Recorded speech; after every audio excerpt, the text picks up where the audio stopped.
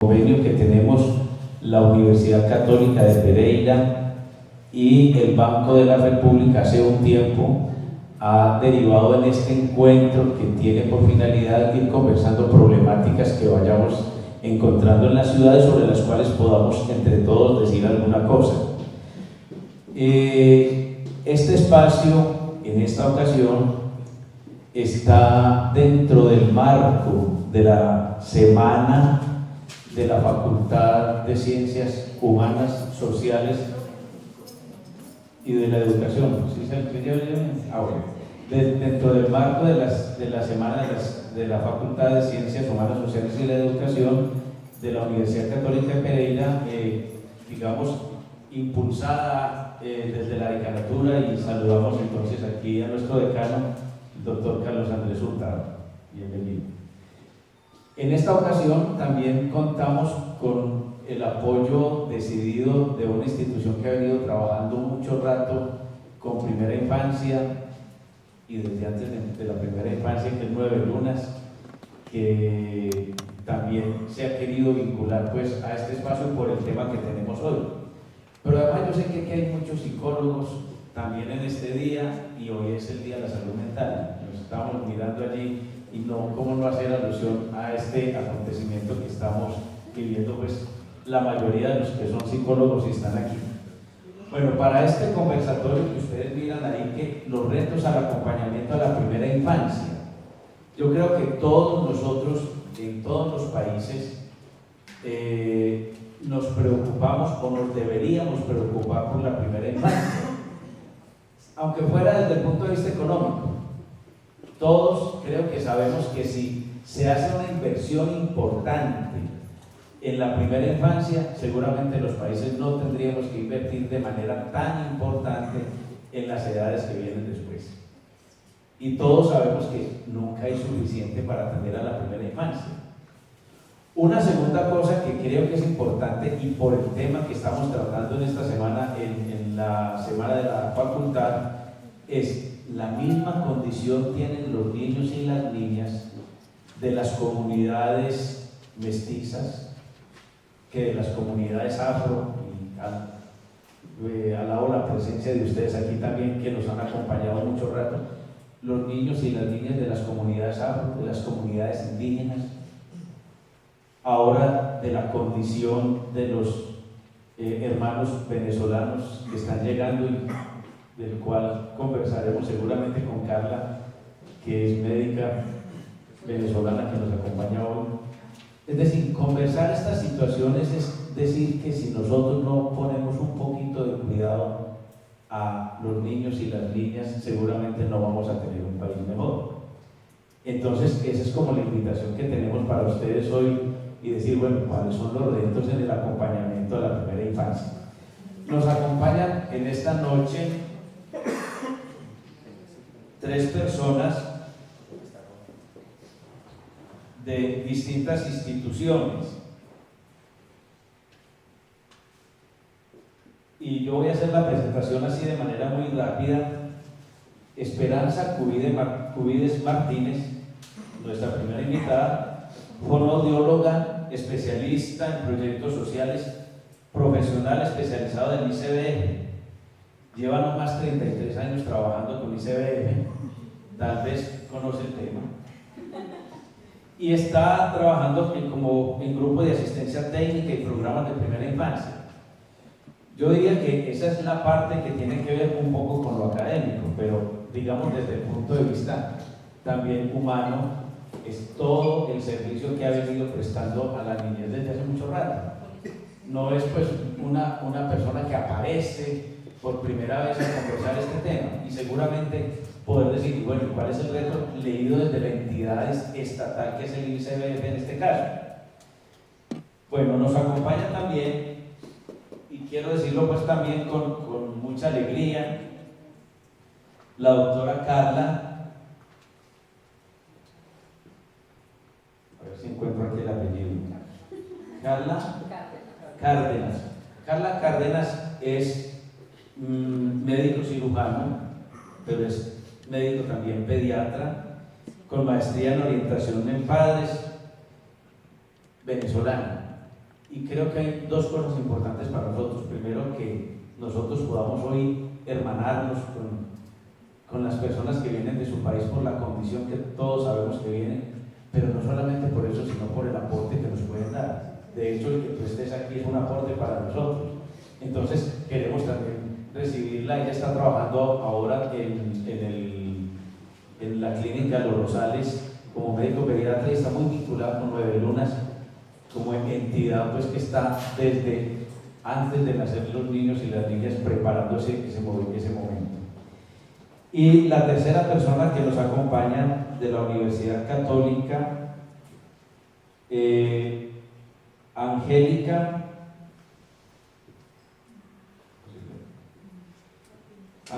Martínez, psicóloga de la Universidad Católica, magíster en Estética y Creación de la Universidad Tecnológica de Pereira, máster en Educación y Formación de la Universidad de París, ECRETEI, estoy leyendo bien en francés, líder del programa de atención psicoterapéutica para niños con diagnóstico de enfermedades oncológicas pediátricas, a través del uso de metáforas cognitivas, líder del programa para adolescentes con enfermedad oncológica, a través de estrategias de afrontamiento y salud mental positiva. Yo creo que estamos con personas que tienen toda la calidad académica y humana para compartirnos su experiencia, y es lo que vamos a conversar. ¿Cuáles son los retos en el acompañamiento a la primera infancia? Dado que hemos empezado un poco tarde y les ofrecemos excusas pues por el trancón que ha habido en Pereira hoy con la marcha de los estudiantes, con lo cual nos solidarizamos también nosotros que defendemos la universidad pública. Y además porque yo tengo que decir por lo menos a nuestros compañeros del ICBF que no les di la información suficiente, porque antes este encuentro era en Luz y Tejada, entonces eso hizo que se fuera por Luz y Tejada, pero no llegaron al momento que teníamos que llegar. Ofrezco también excusas pues a ustedes. Entonces vamos a dar unos 15 minutos para cada persona y luego vamos a conversar, aprovechando que ellos que tienen el conocimiento pues nos podrán responder preguntas, pero a lo mejor también nosotros tengamos algunas cosas que decir, y esto es para que conversemos un rato. Bienvenidos, bienvenidas, y tienen la palabra entonces Esperanza. Muy buenas noches. Muchas gracias por esta importante invitación a la universidad, a los compañeros de la universidad, al banco, a ustedes por estar acá. La intención entonces es como compartir un poquito de lo que es en este momento en el Estado colombiano la política de atención a la primera infancia, qué es lo que estamos pensando, qué es lo que se está haciendo, cuáles son los retos, y a partir de esto pues como la intención de provocar pues esa conversación que Fabián quiere que hagamos. Entonces mi papel es compartirles un poquito como la postura desde el Estado, la experiencia por supuesto que hemos construido en todo este tiempo de atención a la primera infancia. Lo vamos a hacer a través de inicialmente un video muy sencillo, pero que resume muy bien todo lo que es la política de atención a la primera infancia, y después una presentación para posteriormente ya entrar en las preguntas. Entonces voy a iniciar y los invito a que escuchemos y observemos esta presentación, este video.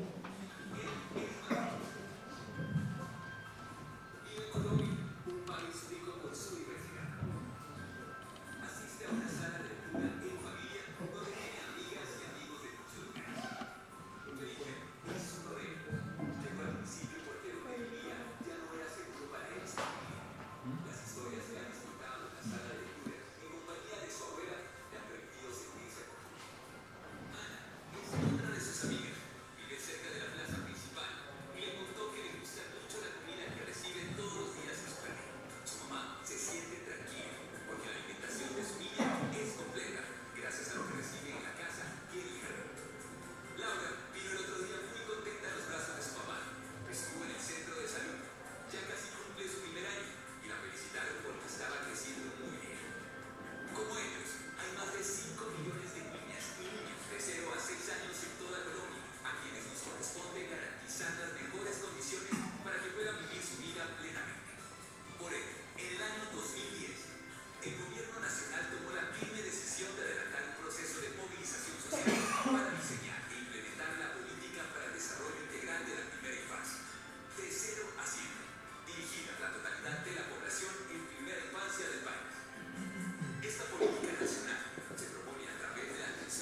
generar las condiciones humanas, sociales y materiales que favorecen el desarrollo de cada niña y cada niño desde su gestación y hasta los 6 años de acuerdo con sus particularidades. La atención integral contempla acciones relacionadas con la formación y el acompañamiento a las familias en su labor de cuidado y la crianza, con la salud, alimentación y nutrición, la educación inicial, la recreación y la participación y ejercicio de la ciudadanía. A través de ellas, se espera que cada niña y cada niño pueda afirmar en su tiempo presente que cuenta con un padre, madre o cuidadores principales que le acogen y ponen en práctica pautas de crianza que favorecen su desarrollo. Vive y disfruta del nivel más alto posible de salud. Goza y mantiene un estado nutricional adecuado. Crece en ambientes que favorecen su desarrollo. Construye su identidad en un marco de diversidad. Expresa sentimientos, ideas y opiniones, y estos son tenidos en cuenta. Crece en entornos que promocionan sus derechos y actúan ante la exposición a situaciones de riesgo o vulneración. Lograr todo ello implica que las instituciones actúen de manera intersectorial, que lleguen juntas a los diferentes entornos en donde transcurre la vida de los niños, las niñas, las mujeres gestantes y sus familias, y que exista un trabajo articulado entre el orden nacional y local. A través de este trabajo colaborativo y coordinado, estamos gestionando la política desde las capacidades de los territorios y el reconocimiento de su cultura y sus contextos. Avanzamos en la creación y ajuste de la oferta de los sectores para que sea pertinente y de calidad. Y movilizamos las capacidades y recursos para hacer esta tarea conjuntamente. La estrategia de Cero a Siempre ha diseñado un conjunto de herramientas para favorecer que se reconozcan a las niñas y a los niños, así como las condiciones de su territorio, para que se puedan tomar decisiones acertadas y oportunas en relación con las atenciones que deben priorizarse y las ofertas de calidad que se requieren. Una de esas herramientas es la Ruta Integral de Atención, un instrumento de toma de decisiones que indica todas aquellas atenciones que deben recibir las personas en edad fértil, las gestantes, los niños y niñas hasta los 6 años y sus familias para asegurar su desarrollo integral.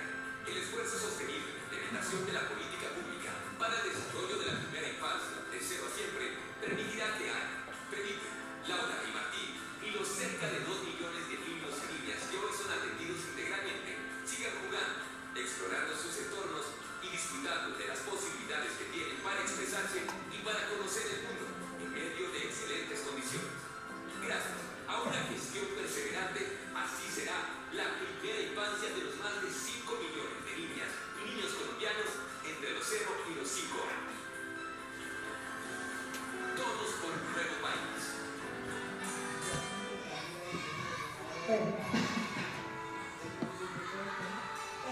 Yo creo que todos, por los comerciales y en diferentes escenarios, ya sea académicos, institucionales, habíamos escuchado hablar de Cero a Siempre, ¿cierto? Entonces, esto pues es la política del Estado. Aquello y todas estas acciones que, digamos, se fortalecen en el año 2010 o que inician como una estrategia de atención a la primera infancia. Pues lo que tenemos ahorita como gran logro es que a partir del año 2016, concretamente el 2 de agosto, ya está promulgado como ley, ¿sí? Entonces es la ley 1804 del 2 de agosto del 2018. Antes era una estrategia, antes tuvimos un cómplice de atención a la primera infancia, pero hoy podemos decir que está como ley de atención a la primera infancia, que es lo que se llama la política para el desarrollo integral de la primera infancia, y conservamos el nombre de la estrategia de Cero a Siempre. Entonces vamos a hablar así también como manera de contexto pues para la conversación, cuáles son los antecedentes de esa ley y qué ha pasado como a partir de la expedición de la ley. Como antecedentes, pues entonces podemos ubicar, aunque el Instituto viene atendiendo a la primera infancia desde el año 1979, y las primeras experiencias de atención a la primera infancia fueron los hogares infantiles, donde seguramente muchos de ustedes estuvieron, ¿sí? Yo particularmente tuve mis hijos, ahora puedo decir que los nietos, en esos hogares infantiles, pero digamos que a partir de 1990, con todo lo que es la Convención de los Derechos del Niño, pues se le da como toda la fuerza a lo que es la atención a la primera infancia. En el 91 cuando Colombia se adhiere a la Convención de los Derechos de los Niños, se promulga ya como ley esa convención. Otra fecha importante, otro hito importante es el Código de Infancia y de Adolescencia, ¿cierto?, que sale en el 2006 y que establece todas las bases conceptuales y metodológicas con un enfoque de derechos.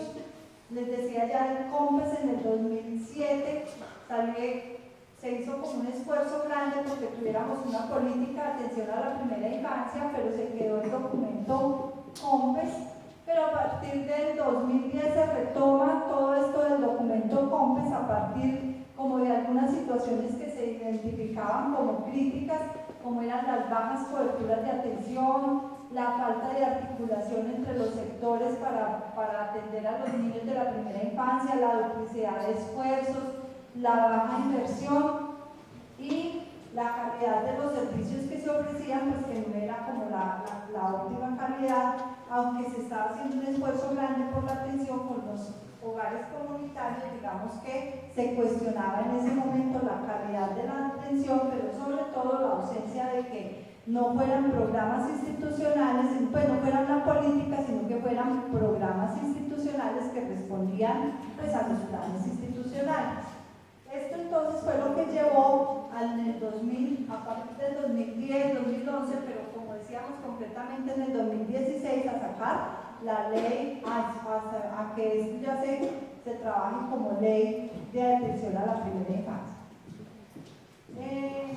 El proyecto se presenta en el 2015, pero es sancionado en el 2016, solamente un dato de referencia. Entonces miremos el propósito de esa ley.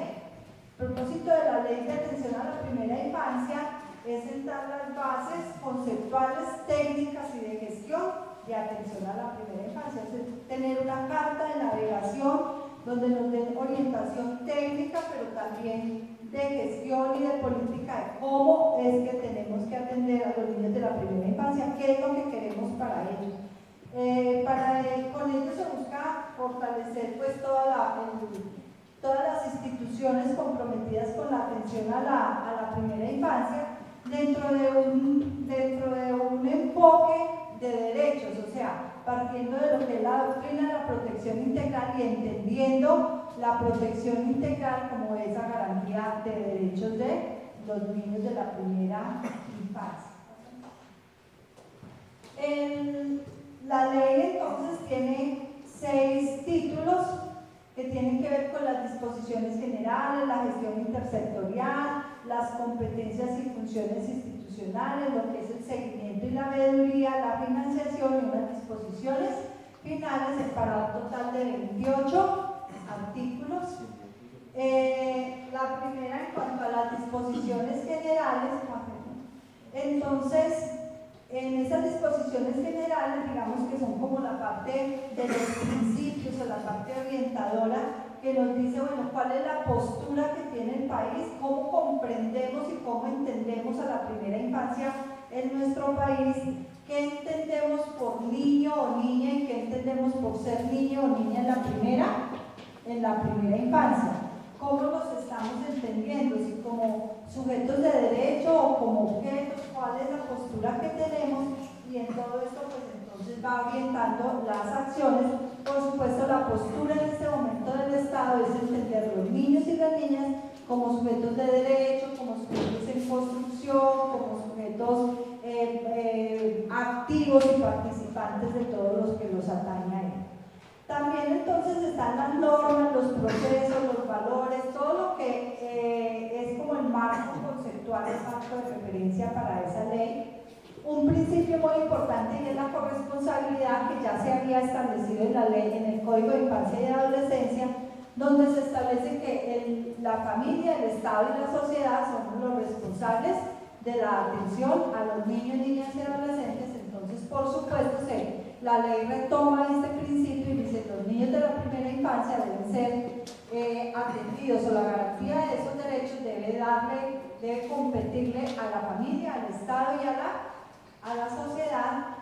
El trabajo intersectorial y de manera articulada, porque no podríamos hablar de atención integral si no hablamos de todas las instituciones comprometidas, ¿sí? Educación, salud, cultura, recreación, deporte, todos los sectores tienen que ver con la atención para que realmente pueda ser integral.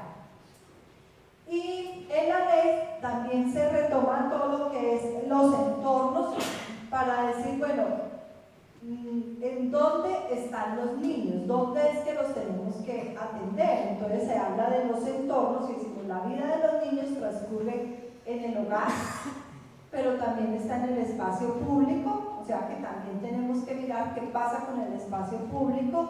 También está en la escuela, o sea, las instituciones educativas, llamamos en la escuela todos los servicios donde los niños van para ser atendidos, también como un entorno importante, el entorno de salud, ¿sí? Entonces vemos cómo se está dando la relación del niño en esos entornos, cuáles son las atenciones que se dan en esos entornos.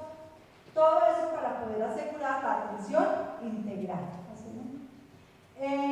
Aquí ya habíamos dicho que pues, tenemos unos referentes o unos fundamentos que tienen que ver con la doctrina de la protección integral, digamos.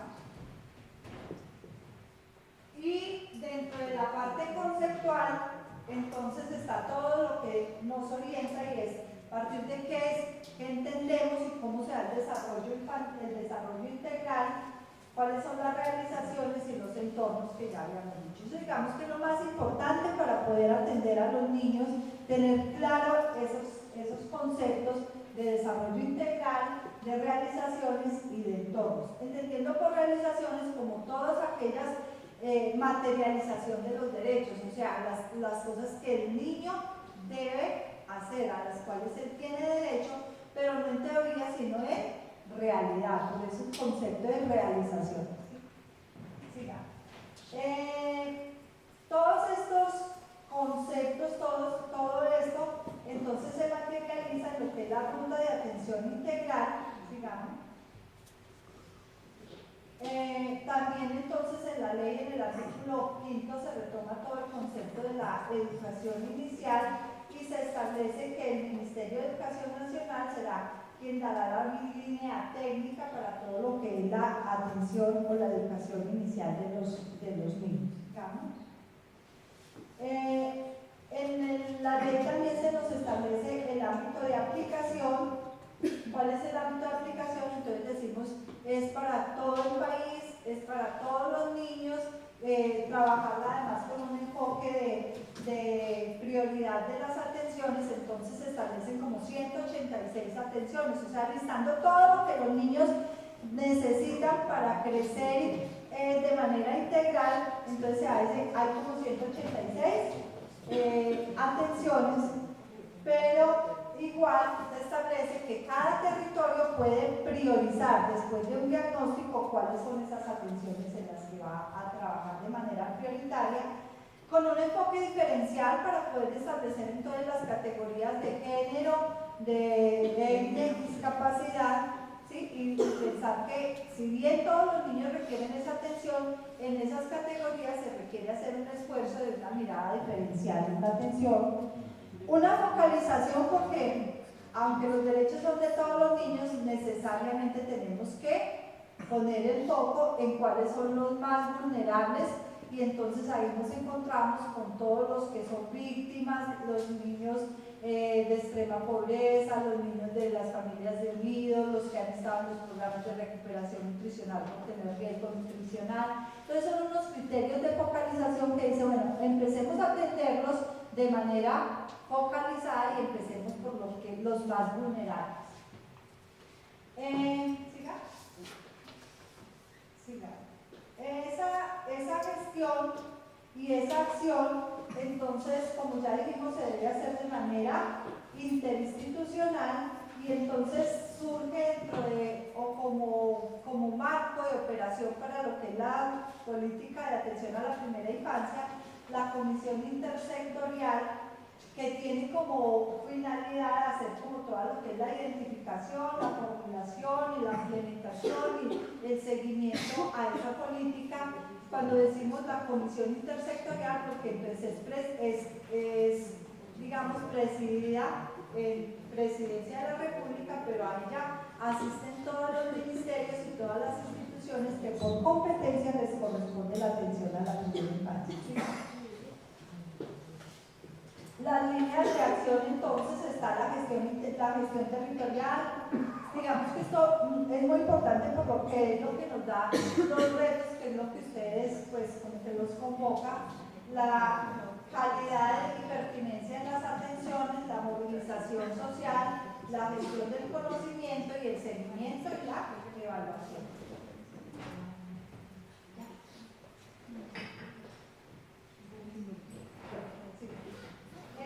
No, ya vamos a terminar. Entonces, esa comisión intersectorial que dijimos que están todas esas instituciones, la ley lo que les define son estas, lo que define en cada ley es las competencias que tiene cada una. Dice que le corresponde a cada una de estas instituciones, pero además dice cómo actuar de manera articulada y entonces se diseña la estrategia, como lo vieron en el video, de la RIA. Ustedes de pronto han escuchado hablar mucho de la RIA o Ruta Integral de Atenciones, que simplemente es una estrategia o una metodología para identificar en los niños cómo están esas atenciones, o sea, si el niño tiene registro civil, si tiene las vacunas, si tiene seguridad social, si está asistiendo a un programa de primera infancia, si vive con su familia, si recibe buen trato. Son 186 realizaciones o atenciones que debe tener el niño, pero se analiza desde esas atenciones, ¿se están cumpliendo o no se están cumpliendo en el territorio? ¿A quién le corresponde cumplirlas? ¿A través de qué servicios? Y a partir de eso empezar todo lo que es la línea de gestión de esa política. Si encontramos en ese seguimiento a través de un sistema que se llama seguimiento niño a niño, encontramos niños sin registro civil, pues corresponde entonces sacar a esos niños, averiguar qué pasa con el registro civil y hacer las gestiones para que tengan ese derecho garantizado, y así con cada una de las atenciones. Entonces, como la metodología que se utiliza, nosotros también, no sé si de pronto ya en la conversación de todo esto, porque ya los otros capítulos son el seguimiento, haciendo un llamado a la veeduría, o sea, que toda la ciudadanía como este espacio hagan el control, digamos, de que eso que se está establecido en la ley se esté cumpliendo y realmente lo podamos hacer como se ha planteado.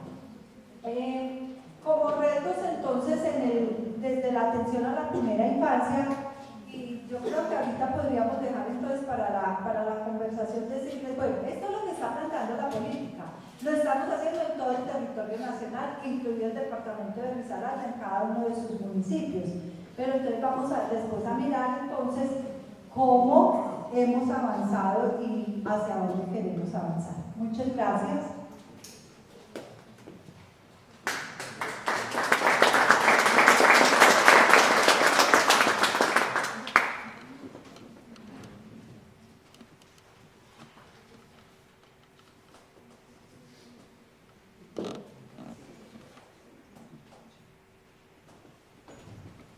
Buenas noches, muchas gracias por la oportunidad. Agradecida con Colombia por la oportunidad de estar acá y hoy con ustedes. Fíjense, a mí me encantan todas estas políticas que existen acá, los retos de la primera infancia. Yo estoy dando clases en la Universidad Autónoma de las Américas y hoy el tema de IEPI, y me parece que hay unas estrategias muy buenas para proteger la infancia, pero ciertamente también nos estamos humanizando o solo están muchísimas estrategias escritas y cuando las vamos a llevar a la práctica no ocurren, y que eran muchas de las cosas que suceden inclusive en Venezuela. Hay unas leyes bellísimas en Venezuela de protección de la infancia, porque por supuesto son las metas del milenio establecidas tanto por la Organización Mundial de la Salud como por la UNICEF.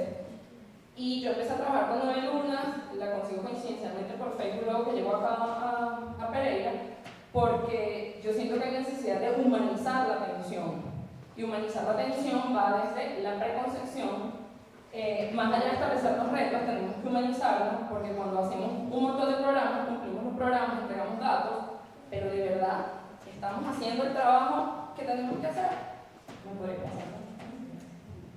En Colombia nacen 700.000 niñas y niñas cada año. Eso es un número súper importante. O sea, que nos da una proyección de que van a haber muchísimos colombianos en 10 años, que son los retos que tenemos en la primera infancia.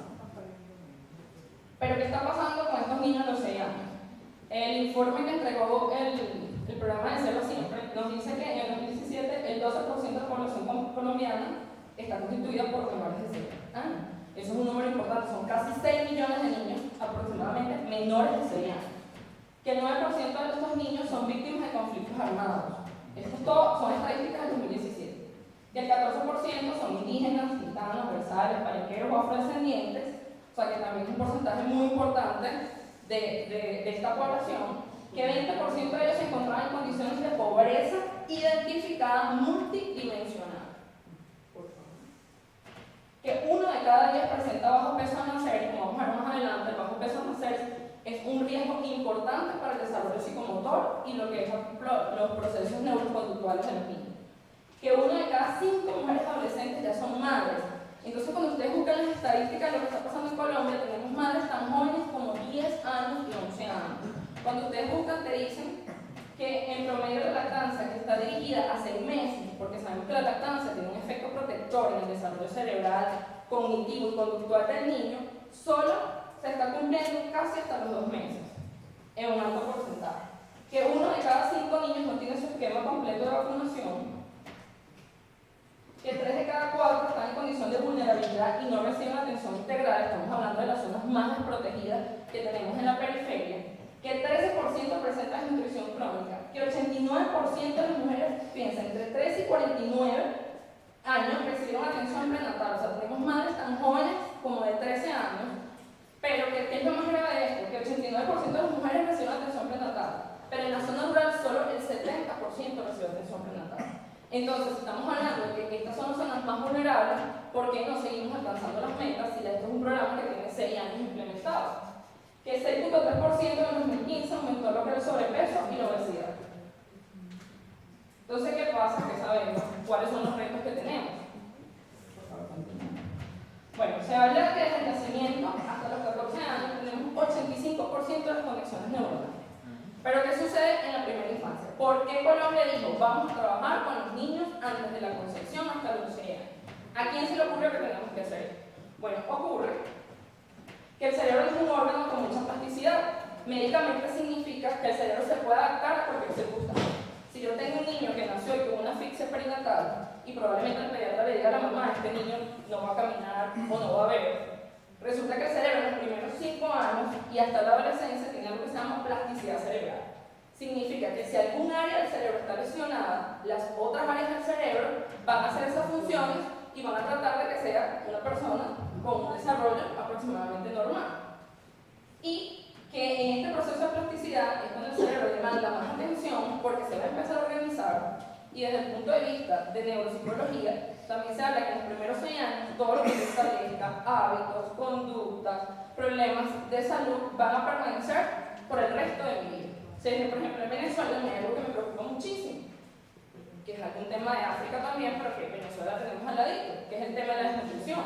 Se habla que el niño que se desnutre en los primeros 6 años de vida, aunque recupere su estado nutricional, y fíjense que en Colombia hay un 12% de niños desnutridos, jamás su cerebro alcanzará lo que es el coeficiente intelectual esperado para la edad, la raza, la etnia o el grupo social en el que se encuentra. Entonces, imagínense lo importante de que nosotros nos enfoquemos en los 0 a 6 años.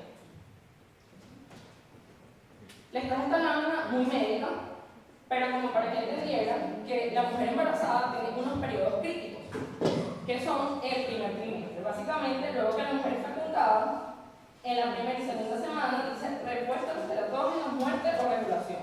O sea que si en el momento de la concepción, un embarazo no deseado, que es lo más común en las madres adolescentes, no estoy enterada de que estoy embarazada, consumo alcohol, consumo drogas, tengo un accidente en una moto, tengo una caída en unas escaleras, pasa una cosa, o aborto, ¿sí? Muerte, o me autorregulo, pero en que va esa autorregulación, que luego en las primeras 8 semanas se forman las anomalías estructurales y congénitas. Colombia dice que tiene un porcentaje aproximadamente de 12% de esos niños que les nombré anteriormente con discapacidad o anomalías congénitas. O sea, sigue siendo también un número muy importante. Pásame.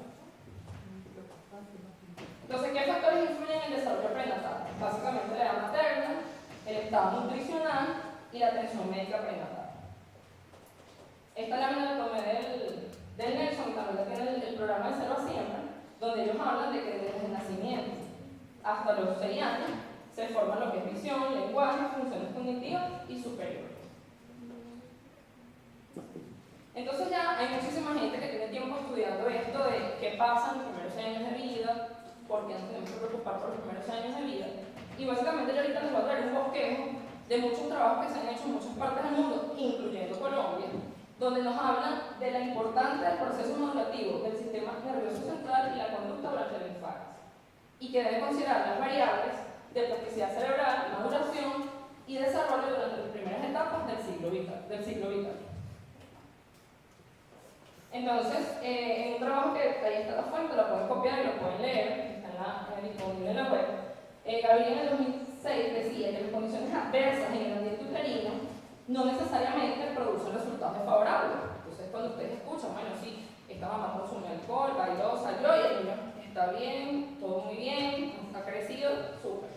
Pero que al combinarse con factores de riesgo va a producir mayor vulnerabilidad. ¿Y cuáles son estos factores de riesgo? Los de orden genético, que yo traiga ya una predisposición médica a ciertas enfermedades.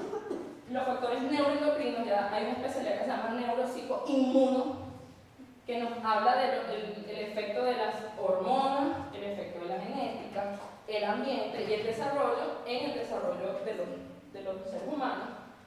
La parte ambiental, o sea, si esta es una mamá que, por ejemplo, consumía drogas, tiene hipotiroidismo, vive en una zona de pobreza extrema y además tiene un marido que le pega, o sea, tengo todos los factores adversos para que ese ser humano que se está gestando tenga algún trastorno, bien sea del desarrollo psicomotor o básicamente que sea un trastorno conductual. Entonces, esta parte me encanta, se llama la teoría de la programación fetal y el efecto de la ansiedad materna durante el embarazo. Es un trabajo bien sencillito que también está disponible en la web y que lo pueden consultar. Y ellos hablan de que ya hay muchos estudios que demuestran que el estrés materno durante el embarazo se refleja luego en la conducta postnatal. Entonces ellos dicen que se hicieron unos estudios en animales, probaron en el ratón, en los simios, probaron con las ardillas y ellos vieron que se activaba el eje hipófisis tálamo suprarrenal. ¿Qué es eso? Eso es un eje que nosotros tenemos que nos activa todo lo que son las hormonas como el cortisol, la adrenalina que nos carga todo el día activados y con alta impulsividad. Y que luego hicieron ese mismo trabajo en seres humanos y detectaron niveles altos de cortisol, tanto en la saliva materna como en la de esos niños en la etapa postnatal. Entonces se decía que los acontecimientos estresantes en el primer trimestre, o sea, dígase hasta las 12 semanas, tenían un mayor riesgo de aborto espontáneo, pero también de que los niños tuvieran alteraciones congénitas del desarrollo de la cresta neural. Son los niños con labio leporino, que tienen espina bífida, y la relación entre el estado emocional materno y el comportamiento de la frecuencia cardíaca se veía que estas mamás que habían estado muy estresadas en el primer trimestre hacían al final del embarazo o taquicardia fetal o bradicardia fetal, y eso implicaba que había que interrumpir el parto para poder sacar al bebé. Luego se determinó que cuando las mamás tenían un factor estresante en el tercer trimestre, estos niños a las 10 semanas y a los 7 meses posterior al parto presentaban mayor irritabilidad y algún retardo en el desarrollo cognitivo o motor.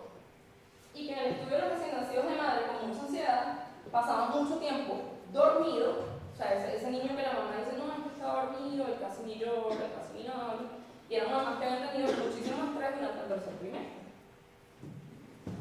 Pero además, la Universidad de Utrecht encontró una relación significativa entre el miedo al parto, el miedo a tener un hijo enfermo y el estrés percibido con la disminución de la efectividad de los lactantes a los 3 y 8 meses. O sea, empezaron a hacer un estudio, cómo fue su embarazo, qué miedos tenía usted cuando estaba embarazada, y luego estudiaron a estos bebés a los 3 y a los 8 meses, y estos bebés tenían algún trastorno de la efectividad en la vida postnatal. Luego siguieron a estos mismos niños, y a los 4 años fueron a investigar y les hicieron muestras de cortisol en la saliva y se dieron cuenta que estos niños eran más estresados que el resto de los niños cuyas madres no habían tenido esta cantidad de estrés. Y hay un estudio muy importante que se hizo en Bélgica donde dice que la ansiedad materna en la semana 32 predecía problemas graves de conducta que se asociaba con hiperactividad, déficit de atención a los 4 años, que a los 6 y a los 7 años persistía esta conducta y que los adolescentes presentaban impulsividad.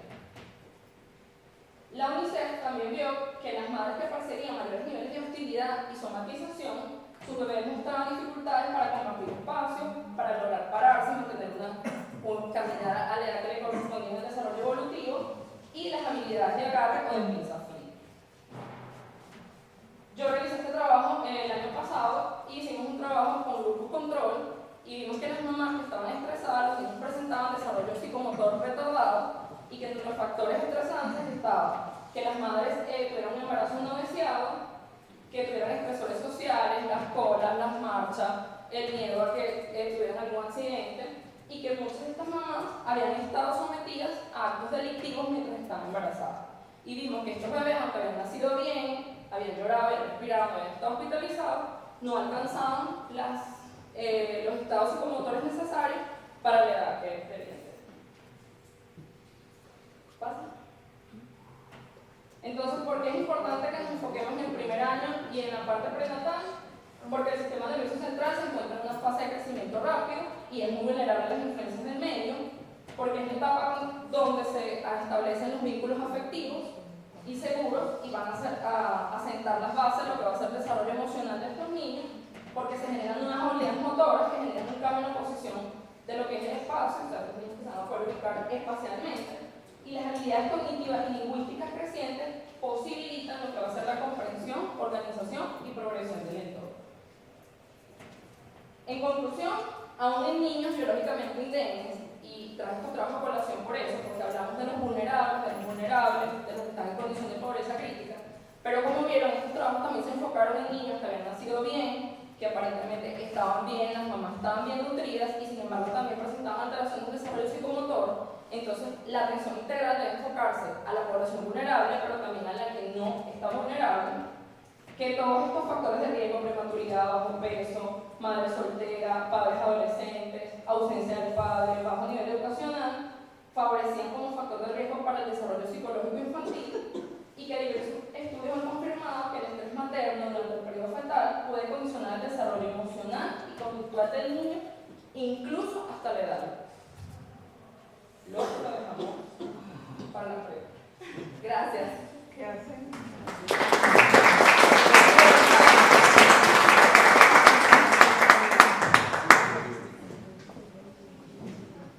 Bueno, muy buenas noches para todos y todas. Tengo la fortuna entonces de hablar de algunos elementos que nos competen desde la parte académica, en lo que sería la atención integral a la niñez. Y creo que ya bien mis compañeras han presentado algunos de los elementos claves para la comprensión de por qué debemos hacer atención integral a la niñez. Cuando hablamos de eso, entonces a mí me proponen que hablemos un poco de los retos como institución y como academia que tenemos para pensar en por qué hacer atención integral a la niñez. Entonces lo que hicimos fue inicialmente pensar en varias perspectivas que tenemos desde la parte académica. Uno es cómo es concebido el desarrollo entre las instituciones de educación superior y específicamente desde los programas de psicología que existen en la ciudad. Nosotros tenemos en este momento más o menos 6 facultades de psicología y venimos articulando algunos trabajos con algunas instituciones educativas y algunos elementos del sector público y del sector privado. ¿Cómo se entiende la atención integral a la niñez? Yo creo que desde el ICBF hay como unos lineamientos claros que nos han dicho de qué hablamos cuando hablamos de atención integral. Sin embargo, cuando uno tiene la posibilidad de estar en sitios donde se trabaja con personal de la salud y tenemos la posibilidad de comprender qué tipo de situaciones y necesidades existen en las instituciones de salud, pues ahí es donde empezamos a hacer una reflexión un poco de qué hablamos cuando hablamos de atención integral. Porque en estos años de trabajo que desarrollé en el Hospital Universitario San Jorge, pues me he dado cuenta que aquello de la atención integral todavía sigue siendo objeto de reflexión entre los profesionales de la salud. Y cuando se trata de la primera infancia, pues nos tenemos que preguntar de qué hablamos cuando hablamos de atención integral. No se trata simplemente de contar con un equipo técnico de profesionales, especialistas, ahora todos con muchísima formación, que hablamos de atención integral en la niñez, sino que es cómo hacemos una intervención de tal manera que nosotros realmente hagamos una atención integral. Es decir, cómo nos vinculamos los profesionales para pensar hasta dónde el trabajo del médico pediatra y el trabajo que hace un audiólogo o un estomatólogo pediatra, de alguna manera, cómo se vincula para que hagamos realmente una atención integral. ¿Qué encontramos en las unidades de hospitalización y en el sector salud, que es donde tenemos muchísima de la población de 0 a 6 años y que no son el objeto principal de atención de nosotros los profesionales? Es decir, que encontramos niños con muchísimas necesidades, pero que esas necesidades básicamente se reducen en su mayoría a las necesidades de médico-fisiológicas. Es decir, un niño con un diagnóstico y ese diagnóstico de alguna manera se suple en la medida en que existe un acompañamiento médico-pediátrico. Pero nos hemos descuidado un poco de entender que la atención integral no solamente es el acompañamiento a un diagnóstico, a una recuperación de un paciente, sino que además de ello necesitamos de un acompañamiento de otras esferas, porque muchas veces nuestros diagnósticos y la curación o la búsqueda de la cura en un paciente no se sostiene solamente por un tratamiento médico, en este caso, por ejemplo, de los chicos o de los niños con enfermedades no transmisibles, que son los más comunes en nuestras unidades pediátricas, donde se establecen las más largas jornadas de hospitalización, por lo menos en los primeros ciclos de tratamiento. ¿Qué componentes de la atención tenemos? Entonces yo creo que ya nos los habían dimensionado de alguna manera y la academia empieza a preguntarse de qué manera respondemos nosotros a esos componentes de la atención y cómo nos estamos vinculando como universidad a esos componentes. Y ahorita vamos a tratar de resolverlo un poco desde la perspectiva de la atención, desde la perspectiva clínica y de la salud, cómo lo estamos haciendo y cómo nos estamos articulando a esos componentes para la atención que ella ya nos las había nombrado. Y básicamente hay una población que yo considero que de alguna manera a veces se nos escapa un poco y es esa población que no está dentro de las condiciones regulares de nuestros niños que son atendidos por todos ustedes en las instituciones del sector público y del sector privado, y son los niños de la primera infancia que permanecen en unidades de hospitalización con diagnósticos críticos, incluso desde el nacimiento, que son vinculados a unidades de hospitalización y permanecen 3, 4, 5, 6 meses, y son niños que tienen unas necesidades bien especiales y que pasan casi la mayor parte de su vida en este tipo de instituciones. Pensemos en los niños con diabetes, en los niños con VIH, en los niños con diagnóstico de enfermedad oncológica, que son los más comunes que pasan mucho más tiempo en estas unidades. Y básicamente lo que son los procesos de promoción y prevención de la salud mental.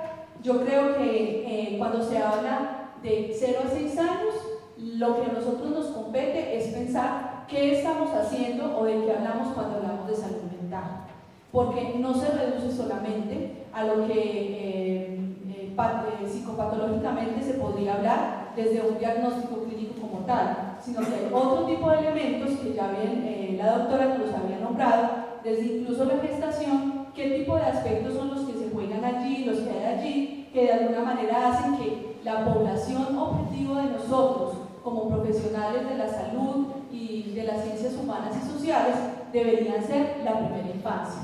Es decir, lo que nosotros hagamos en primera infancia es lo que realmente va a repercutir en lo que va a ser en la infancia intermedia y la adolescencia como tal. Hay unos retos entonces para la academia cuando nos hablan, y nosotros pensábamos desde la especialización en psicología clínica de la Universidad Católica del programa de psicología, y es, bueno, ¿qué retos tenemos nosotros cuando hablamos de este tipo de objetos pues, que nos convocan? Lo primero es la formación. Básicamente el programa lo que hace, lo que estamos tratando de hacer es entender que la formación es integral, y que cuando hablamos de formación integral tenemos que tratar de ver todas las esferas del desarrollo y de lo que implica el trabajo con niños y con primera infancia.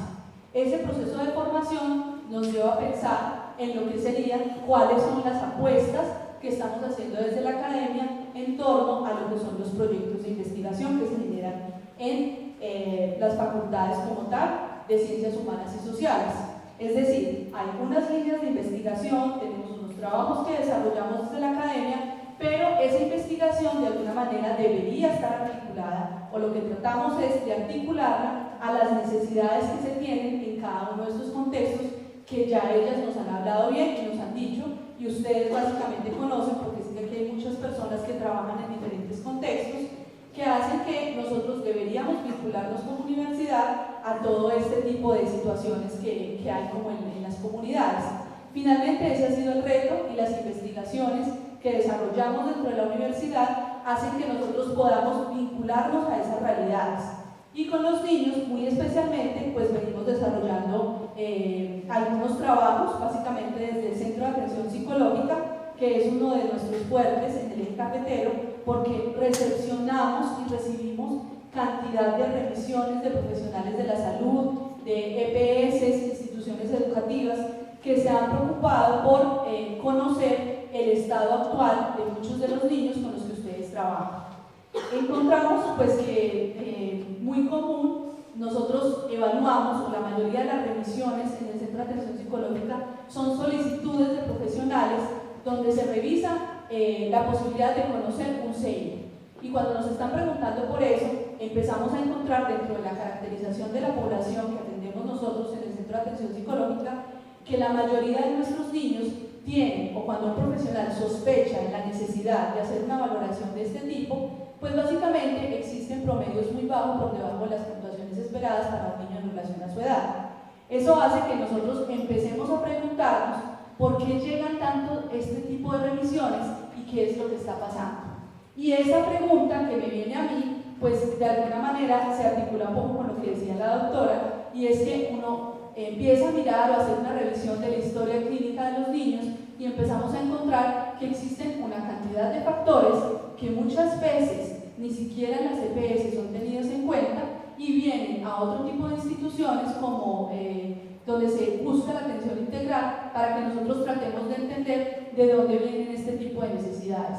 Y las investigaciones de alguna manera son las que nos permiten a nosotros entender qué tipo de comportamientos son los que se establecen en este tipo de contextos. Ese es un reto para la academia, ¿por qué? Porque siempre ha habido una reflexión de dónde se quedan los resultados de las investigaciones. Y casi siempre decimos que se quedan en las bibliotecas de las universidades, en los repositorios institucionales, y en el mejor de los casos pues va a un artículo, a una revista indexada con una buena categoría, pero son muy pocos los artículos que llegan allí. La pregunta sería, ¿qué pasa con los artículos que no llegan, pero que sí reflejan realidades locales? Bien sea porque no llegan porque bueno, no hay un asesor que lo acompañe hasta que llegue hasta allá, o porque finalmente al estudiante no le interesa el tema de la publicación, pero hay una cantidad de información que dentro de la universidad tenemos que ya nos está dando un panorama de lo que puede ser este tipo de realidades que tenemos en torno a la primera infancia. Y existe de alguna manera alguna caracterización seguramente de lo que podría ser algunos trabajos de investigación que se han centrado en esta categoría central. Y otro reto que nosotros tenemos para el trabajo con primera infancia es la proyección social, es decir, qué tipo de convenios establecemos con ustedes como instituciones. En este momento la universidad tiene una cobertura desde el programa de psicología grande en torno a lo que puede ser el acompañamiento que hacemos a las diferentes instituciones de salud, a las instituciones educativas, a todos los programas con los que tenemos este tipo de convenios y con las clínicas principalmente de la ciudad. ¿Por qué? Porque las clínicas han identificado en las EPS que existen muchas necesidades que no solamente se solventan o se suplen a partir de la atención médica, sino que hay otro tipo de necesidades que tenemos en este tipo de instituciones. Dentro del programa de psicología, entonces, tenemos básicamente unos retos dentro de lo que sería el diagnóstico, la intervención y las relaciones con el sector externo. Dentro del diagnóstico, entonces, hablaríamos que ya tenemos algunas líneas de investigación y grupos de estudio que permiten o facilitan comprender no solamente desde lo teórico, sino también desde la recolección de información, desde lo que sería el acercamiento a algunas investigaciones que nos van mostrando como el panorama actual de lo que sería como el porcentaje o de alguna manera la respuesta epidemiológica a todo este tipo de aspectos que se podrían pensar en términos del diagnóstico. En torno a la intervención, pues de alguna manera estamos impactando en las comunidades y buscamos que nuestros niños y niñas, no solamente en la primera infancia, sino también en todo este desarrollo, pues puedan tener algún acompañamiento que no solamente se vincule al desarrollo o a la articulación de los proyectos que ya desarrollan ustedes en las instituciones, sino que también podamos diseñar unas propuestas de intervención que acompañen desde lo que hemos encontrado en las investigaciones y cómo podemos aportar en los procesos de intervención en lo que ustedes ya vienen desarrollando. La academia valora de alguna manera todas las apuestas que ustedes hacen en el diario vivir con la población. Y yo creo que son ustedes quienes reconocen y quienes conocen cuáles son esas dinámicas, cuáles son las necesidades de los niños, cuáles son las caracterizaciones que existen en las instituciones. Y en ocasiones a nosotros eso nos sirve muchísimo para pensar qué tipo de propuestas podemos generar para lo que serían las relaciones con el sector externo como tal. Y esas relaciones pues se establecen en la medida en que nosotros podamos llevar no solamente los resultados de las investigaciones y las reflexiones académicas que se hagan, sino también ustedes que nos están brindando y nosotros que estamos haciendo con esa información, cómo podemos servirnos para poder avanzar un poco. Desde la especialización en psicología clínica, pues ustedes saben que en este momento y desde hace algunos años somos la institución que tiene un programa de especialización en psicología clínica con énfasis en psicoterapia para niños y adolescentes. Esto ha hecho que nosotros como universidad tengamos un reconocimiento no solamente a nivel nacional, sino también en instituciones a nivel internacional, donde podamos conocer cuál es el panorama actual de la atención clínica especializada. Es decir, de qué hablamos cuando hablamos de atención clínica y si nuestros profesionales realmente están capacitados para la atención de las necesidades en la primera infancia. Eso lo hemos descubierto con el paso de cada una de nuestras cohortes, las investigaciones que se desarrollan, las problemáticas y las líneas de investigación que se puedan tener, que nos hacen pensar en qué tipo de panorama tenemos en la actualidad y nos preguntamos como especialización, nosotros qué le estamos brindando a la comunidad, o sea, qué estamos brindando nosotros para cada uno de los lugares donde ustedes se encuentran. Otra pregunta que nos hacemos y otro, yo creo que es un reto también para la atención, es la formación de los terapeutas como respuesta a las necesidades locales y regionales. Si bien existen muchísimos profesionales, pues lo que se requiere también es la especialización y el buen manejo de este tipo de necesidades en torno a lo que sería la primera infancia como tal. Hay algunas necesidades que son bien sentidas en los programas, en algunas regiones, y eso si hablamos de Risaralda, no estamos hablando, por ejemplo, de las realidades de los municipios, donde a veces no alcanzamos a impactar, no alcanzamos a llegar, y que a nosotros nos remiten todo el tiempo a la ciudad de Pereira. Si hablo del sector salud, por ejemplo, todos los niños que vienen con enfermedades no transmisibles, que son remitidos al Hospital Universitario San Jorge, y que no tienen una atención integral necesariamente en ese tipo de lugares o de localidades donde los niños se encuentran. Y la relación entre la pedagogía, la práctica clínica y las realidades del contexto. Es decir, para nosotros, si hay algo importante, es reconocer los procesos de educación en torno a la salud mental. Es decir, cuando los niños llegan remitidos a instituciones como, por ejemplo, los centros de atención psicológica, muchas veces lo que empezamos a detectar es la falta de reconocimiento de algunos elementos importantes que pueden ser característicos de alguna sintomatología, alguna psicopatología, que tiene cierta presencia en muchos contextos y que los niños llegan remitidos, pero los padres ni siquiera a veces reconocen esas necesidades de los niños. Entonces, en la parte educativa hay mucho por hacer y yo creería que trabajar con la primera infancia no solamente es trabajar con los niños, sino también trabajar con los padres de familia y con todas las personas que estamos involucradas en los procesos de desarrollo de los niños, porque somos nosotros quienes de alguna manera entendemos y tratamos de comprender qué es lo que pasa allí. Entonces, eso así a grosso modo es como el reto que nos planteamos nosotros, porque estamos como tres perspectivas distintas y yo creo que nos hemos dado cuenta, y este es uno de los retos que nos planteamos apoyamos desde la parte académica y desde pues, los programas que nosotros ofertamos para la comunidad en general. Entonces vamos a abrir el espacio para las preguntas. Muchas gracias. Bueno, hemos escuchado otras perspectivas y eso que no hablamos del programa de ayer, atención integral en enfermedades prevalentes en la infancia, que es un trabajo que vienes también haciendo cada vez.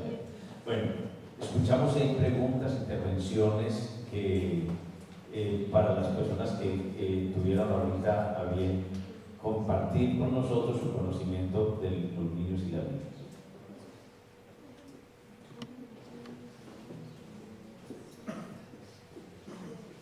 Bueno, buenas noches para todos, doctora Esperanza, doctora Carla, doctora Angélica, muchas gracias por las intervenciones, a Fabián, muchas gracias por el espacio. Invitarlos antes de mi intervención a la Semana de la Facultad, como nos señalaba ahorita Fabián, estamos celebrando ahora la interculturalidad, vamos hasta el sábado, cordialmente invitados todos, en la página de la Universidad Católica está la agenda, para los que estén interesados en las diferentes actividades. Esta es una de nuestras actividades en la Semana de la Facultad. Yo quiero como señalar dos cosas, dos comentarios más que preguntas. Si mis comentarios les convocan alguna intervención, pues estamos agradecidos.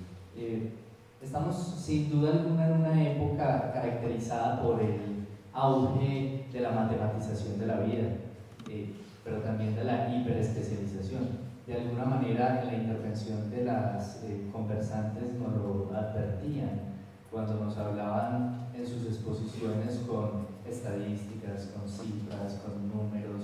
Es una suerte de matematización de la vida. También cuando nos contaban de la hiperespecialización, de cómo cada vez más, a mí me sorprende cómo los estudiantes desde el primer semestre llegan a cualquiera de los programas y ya están pensando en qué doctorado, en qué postdoctorado van a hacer, y no han ni siquiera terminado su programa, su carrera. Yo quiero introducir con esto a dos comentarios que me llaman mucho la atención y que creo son los retos que advierten muy bien dos de las conversantes, una de ellas la doctora Carla, cuando inicia su exposición hablándonos de la importancia de humanizar. Yo creo que ese es el reto más fundamental, la humanización. Humanizar, pero a veces resulta muy paradójico y nos hacemos preguntas en la academia muy profundas, como por ejemplo, ¿qué de humano hay en un ser humano? Porque es muy paradójico cómo a veces resulta que a los que más que tenemos que humanizar es a los mismos seres humanos. Pero en este caso yo creo que a las instituciones todas, incluyendo y presentando en primer lugar a la ciencia, a la academia, porque instalados en esa lógica que hoy nos demanda el mundo, no hacemos otra cosa que matematizar la vida y dejamos a un lado muchos asuntos que tienen que ver con lo propiamente humano. En ese sentido, entonces, resalto otra de las intervenciones que hacían las conversantes, y era la doctora Angélica cuando nos hablaba de la formación humana e íntegra. Es justamente la formación humana e íntegra la que podrá, en articulación, ella nos hablaba de tres momentos: la formación, la investigación y la proyección social. En todas las universidades, esas son las tres funciones sustantivas. En la universidad, en general, no en esta o en aquella, las tres funciones sustantivas son educación, formación, investigación y proyección social. Pero lo más fundamental, que es la invitación que nos hacía la doctora Angélica, es que esas tres funciones sustantivas estén direccionadas por una integralidad, por una filosofía, por una apuesta humana, más próxima, más cercana. Hoy, cuando presentábamos el manifiesto de la Semana de la Interculturalidad en la facultad, instábamos a todos, y sobre todo a los docentes y sobre todo a los educadores a ser más cercanos, a ser más próximos, más poéticos, más cercanos al mundo, al ser humano, a la sociedad. Y en este caso, en esta noche, a propósito del tema, pues resulta ser muy, pero muy paradójico que el reto y la invitación sea ser mucho más cercano a los niños y a los jóvenes, a estos seres tan indefensos como son nuestros niños, y lo paradójico es el descuido en el que en muchas ocasiones tenemos a nuestra infancia y la niñez. Son cifras sorprendentes, ellos nos presentan cifras sorprendentes, pero yo creo que el asunto es más allá. Entonces creo que los retos los proponen muy claramente, tienen que ver con la humanización y con la formación. No puede ser que cada día en Latinoamérica, no estamos hablando de África, que allá el asunto es totalmente mucho más lamentable, pero en América, en Latinoamérica mueren 100 niños por enfermedad curable o por hambre cada hora, 100 niños por enfermedad curable o por hambre. Eso es aterrador, eso no puede ser. Entonces yo creo que la invitación, como la hacen ustedes, o los retos que tenemos que empezar a asumir, es a lo humano, a la humanización del mismo ser humano, de las instituciones, de la ciencia y la formación. La verdad es que pues yo pienso que la lástima que se terminó el espacio, porque es cuando empezaba como a ponerse bueno, porque realmente es en las preguntas y en el intercambio donde podemos ir aclarando cosas. Pero lo importante, como dice Fabián, es que generemos otros espacios, muchas cosas que hacer. Miren, no son los niños de la Guajira, no son los niños de África, no son los niños de la Guajira, son los niños de Pueblo Rico. 16 niños indígenas muertos en el transcurso de este año. Y nos compete a todos, y nos tienen que doler a todos, y tenemos que cuestionarnos y pensar qué estamos haciendo y cómo lo estamos haciendo, y dónde estamos haciendo logros y dónde tenemos las dificultades, para que entre todos podamos construir realmente esas rutas de atención. Algo que tiene importantísimo la atención, la estrategia de 0 a siempre, fue la vinculación del talento humano profesional. Ustedes saben que en el país los niños estaban en manos de las madres comunitarias, y no lo digo para pues de manera subvalorable, despectiva del trabajo que ellas han hecho, porque fue muy importante durante más de 20 años la atención a los niños de la primera infancia. Pero a partir del 2012, la vinculación de psicólogos, trabajadores sociales, nutricionistas, antropólogos, ha sido muy importante, y por eso es muy rico que ustedes lo conozcan, para que se sumen a todo eso y nos digan, bueno, cómo es que vamos a apoyar, cómo es que lo vamos a hacer, cómo lo estamos entendiendo y cómo lo podemos mejorar. Sí, el tiempo ya. Todavía hay una intervención. A dos. Bueno, listo. Gracias.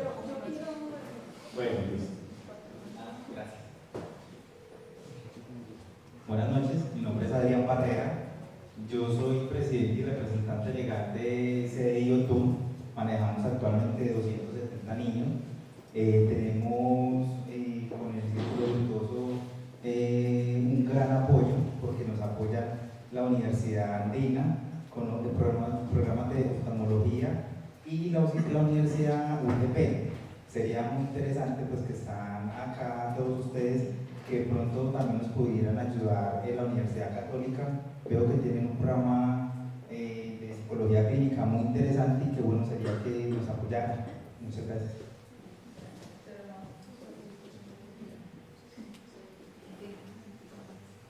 Buenas noches.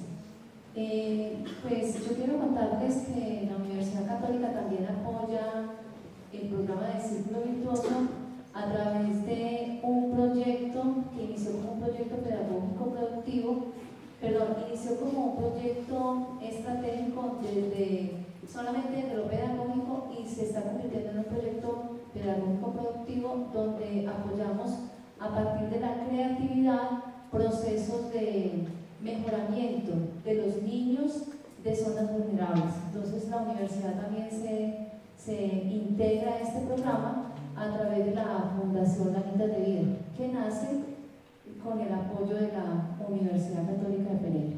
Gracias.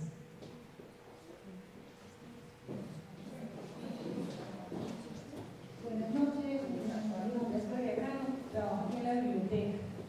Realmente yo como bibliotecaria desde ese punto estoy mirando, no desde el punto del psicólogo, de los académicos, sino de la que tiene contacto con los niños y muchas veces con los padres. Y lo que yo me pregunto es qué está pasando. Hay tantas directrices, hay tanta normatividad y realmente nuestros niños están perdidos. Esta semana es la semana de recesos en los colegios y la pregunta que venían a hacer el lunes las madres, ay, ¿yo qué hago con mis niños? ¿Cómo así que no van a tener vacaciones creativas en la biblioteca?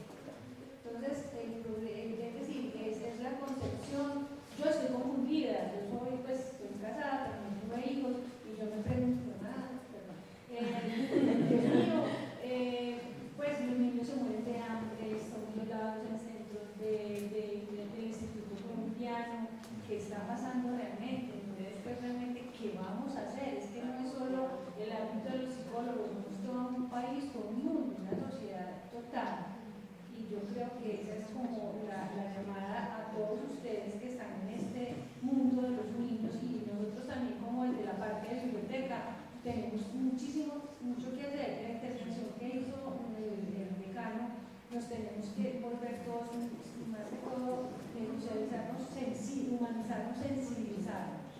Entonces tú también quieres como, pues dejar como la parte de, Dios, sensibilicemos, que es lo que estamos haciendo. Sí, bueno, quiero completar esa idea porque quería cerrar la idea en que si la inicié con lo de humanizarse, y se lo estoy comentando aquí a Angélica, para mí fue un choque llegar a ejercer acá, porque parte de los profesionales de la salud, vuelvo y digo, o sea, tenemos estadísticas, se han vacunado el 98% de los niños, la atención integral ha llegado a no sé cuánto, se ha hecho atención prenatal de tanto, pero ese es un niño que ve la jefe, al que pesa mi talla, y entra en una estadística porque la señora está obligada a ir a control de crecimiento y desarrollo, está obligada a ir al control pediatra, pero yo me consigo otra realidad. Yo cuando consigo los pacientes que le hago asesoría en lactancia o hago consulta particular, pues es una mamá que no sabe con qué va a alimentar al niño, que no sabe cómo es el patrón de sueño normal, que no sabe cómo es el comportamiento preescolar. Esta es una mamá que no tiene ni idea de qué hacer cuando el niño no quiere comer, cómo son los hábitos evacuatorios normales. Yo estoy hablando desde el punto de vista pediátrico, o sea, ni siquiera las cosas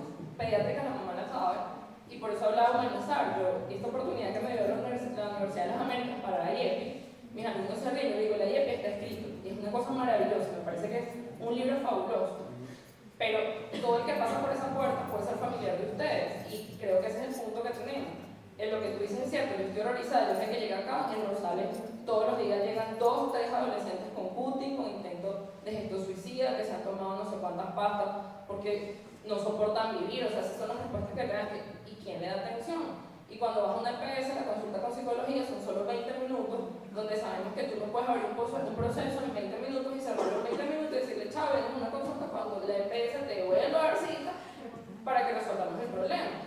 Entonces, por eso hablo de humanizar, por eso me parece que todo escrito está hermoso, pero creo que nosotros como actores de la sociedad, y yo quiero levantar mi voz como pediatra, debemos llegar a los niños y preocuparnos qué está pasando desde la concepción, qué está pasando con ese niño en su casa, y no solamente que presentemos números de que si van a control de crecimiento y desarrollo, de que si los estamos metiendo en el plan, que si le damos la leche para que engorda, pero no sabemos por qué es que no está engordando el niño, porque probablemente está deprimido, porque su papá se lo mató el conflicto armado, o sea, algo tan simple como eso. Entonces, muy gracias por tu intervención y quería terminar de aportar eso. Gracias.